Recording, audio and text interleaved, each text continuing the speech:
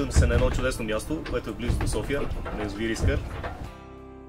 Място, на което има много хубава вода, която ние всички софиянци пием.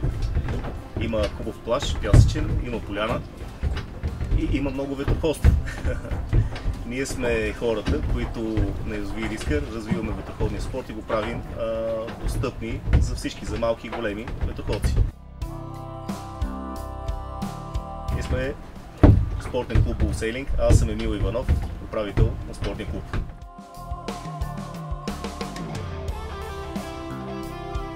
Последните 2 години разцъфваме така с присъствието на много деца, на много нови хора, които се присъединяват към спортния клуб. Тук развива дейност детската ветроходна школа към клуба, която е особено активна сега през летните ваканции, в началото на летните ваканции. Даже в момента имаме тренировка с страхотни деца при страхотни условия и сме много развълнувани от това да им покажем света на ветроходството, на вятъра, на водата, на стихиите и да ги приближим малко повече към природата около нас. Спортен клуб Булсейлинг и ветроходна база Искър са мястото, където всеки е добре дошъл, дете, възрастен, който го привличат водните спортове. И мястото, на което винаги вратите са отворени за нови хора.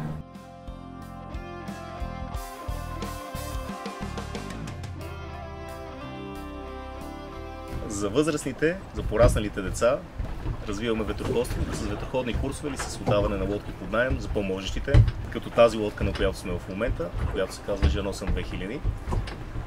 И даже в този хубав ден ветровит имаше много хора, които се насладиха на чудесния ден под блясъка на белите ветрила, на открито, на свеж въздух и заливите на резервата на язовир Искър и обикаляйки надлъж и нашир това нашето малко Софийско море.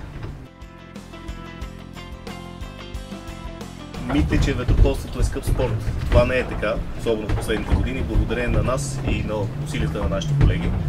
Все по-достъпно е ветроходство и всички ние работим за това, независимо с какво се занимава човек, да може да практикува този спорт.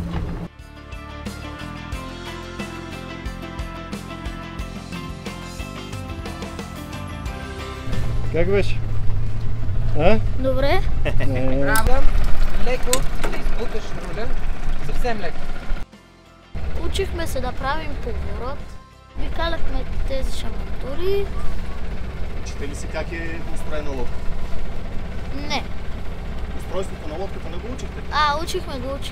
Едно от най-ценните неща на нашата база е, че само на час от София и на час и половина от Пловдив можете да се откъснете от стреса, от ежедневието си и да се презаредите с положителна енергия, да освободите стреса и да сте себе си. Попътния вятър, това е символика на едно време на старите мореплаватели, когато са плавали лесно и са обикаляли света, използвайки така наречените търговски ветрове. При тях страничен вятър не е било вариант. Те са искали да имат попътен вятър, защото по този начин възможно най-ефективно с тогавашните ветрила и с тогавашните кораби, които са имали, са откривали нови континенти. И попътния вятър е било наистина символ на добър късмет, на сполука. Така че аз със сигурност бих пожелал сполука на хората, които искат да излязат на открито и да ги поканя при нас. Добре са дошли!